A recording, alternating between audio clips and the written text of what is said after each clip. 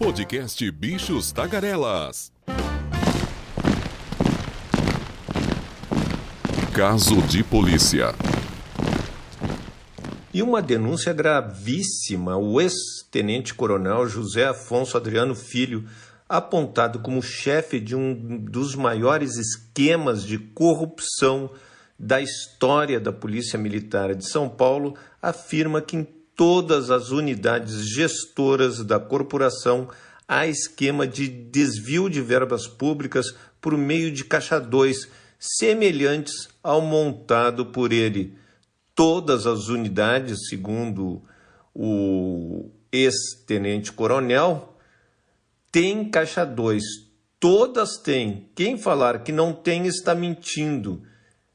Essas foram as palavras do Adriano Filho, que conversou com a Folha de São Paulo no presídio de Tremembé, no interior do estado, onde cumpre pena de 52 anos de reclusão por peculato, referente a 2 processos sob a acusação de ter fraudado licitações destinadas ao Comando Geral da Corporação. Ele está preso desde 2017. O crime de peculato ocorre quando um funcionário público, em razão do cargo que ocupa, desvia bens ou recursos públicos em benefício próprio ou de terceiros. Segundo a acusação, empresas criadas pelo ex-coronel ganhavam licitações da PM organizadas por ele mesmo. O serviço não era prestado e todo o dinheiro era desviado. A Adriano, porém, alega que os únicos beneficiados pelos desvios foram terceiros, um grupo de 27 oficiais que passaram a recorrer sistematicamente ao dinheiro obtido por meio de licitações.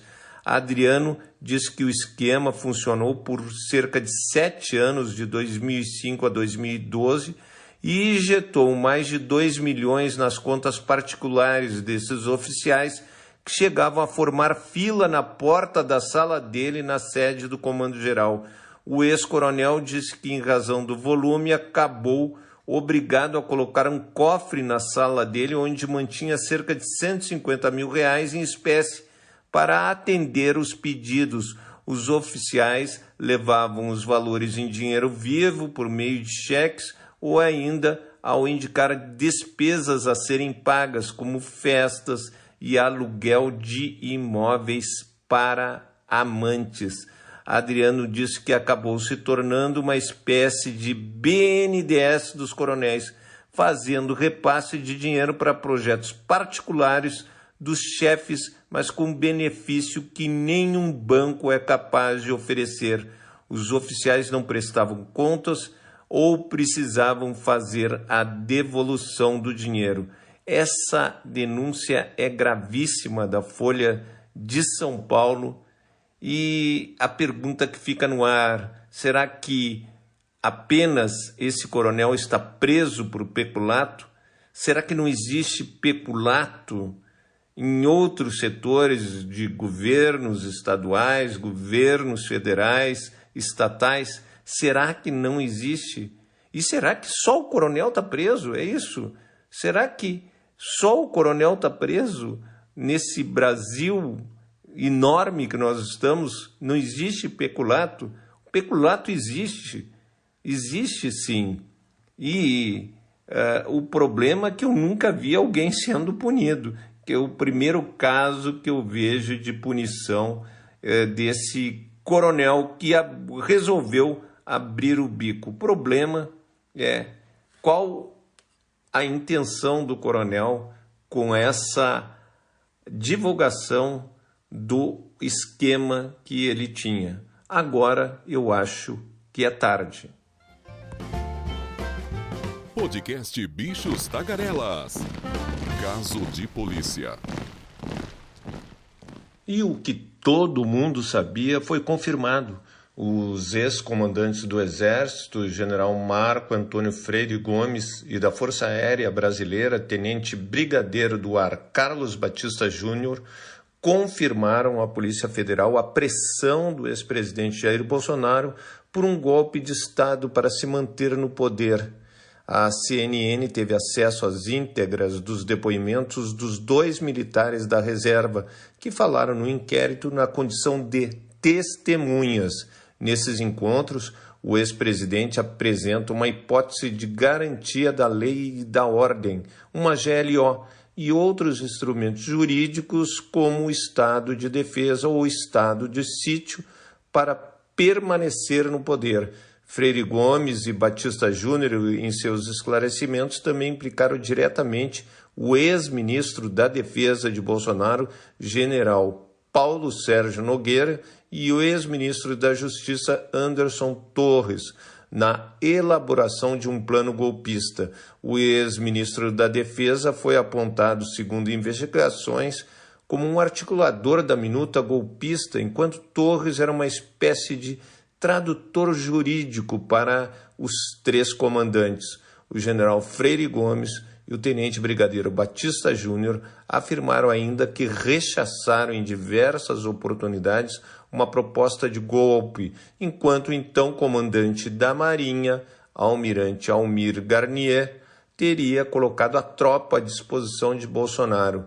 Em depoimento, os ex-comandantes confirmaram que foram chamados no Palácio do Alvorada para reuniões com Bolsonaro pelo então ministro da Defesa, Paulo Sérgio Nogueira. Os ex-comandantes relatam que em 7 de dezembro de 2022 foram chamados pelo então ministro da Defesa à biblioteca do Palácio da Alvorada. Lá, o ex-assessor de Bolsonaro, Felipe Martins, apresentou um documento que embasaria juridicamente o que na prática seria um golpe de Estado. Após ler o documento, Martins, de acordo com Freire Gomes, saiu do local para a reunião entre os ex-comandantes e Bolsonaro. Segundo a Polícia Federal, o conteúdo é similar ao arquivo encontrado no celular do ex-ajudante de ordens, tenente-coronel Mauro Cid, que assinou um acordo de colaboração premiada. Os 2 ex-comandantes também relataram terem participado de uma reunião no Ministério da Defesa no dia 14 de dezembro de 2022, com o general Paulo Sérgio Nogueira, que apresentou uma nova versão do documento. Segundo os depoimentos, a minuta golpista passou por ajustes. A Polícia Federal, os ex-chefes do Exército e da Aeronáutica disseram ter sido contundentes ao avisar, naquele dezembro de 2022, que não compactuariam com nenhuma ruptura institucional. Ainda de acordo com os relatos feitos à Polícia Federal, Anderson Torres, em pelo menos uma das reuniões, atuava como uma espécie de tradutor jurídico e procurava pontuar aspectos jurídicos que dariam suporte às medidas de GLO e estado de defesa. Esse termo, essa notícia impacta muito, porque na prática todo mundo já sabia que o golpe ou a tentativa de golpe ocorreu. Basta saber agora quando Bolsonaro irá preso. Ele sabe que irá preso, mas não sabe quando. Então, vamos aguardar a prisão do ex-presidente Jair Bolsonaro, que mostra nas ruas a sua força, juntando plateias de milhares de pessoas nas ruas. Mas, na realidade, Jair Bolsonaro não passa de um golpista. Podcast Bichos Tagarelas.